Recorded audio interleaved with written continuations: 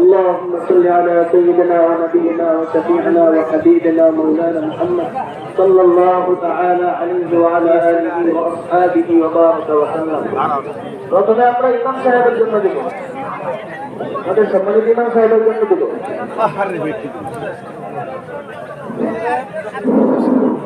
এরপরে আমরা আবার দুইজন উঠি বয়সের জন্য দান করি। ইমাম